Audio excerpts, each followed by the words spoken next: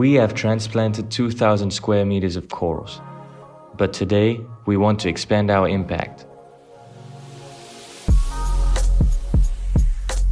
We inaugurated our Marine Restoration Laboratory. This lab will allow us to simulate moon cycles and other natural events to grow corals.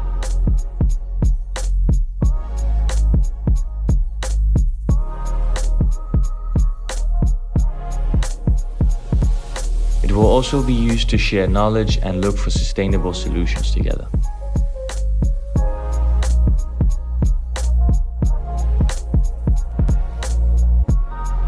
The Mahahual Marine Restoration Laboratory is the second sexual reproduction lab in Quintana Roo, and the first with its advanced system. Together, let's ensure a future for Mahahual.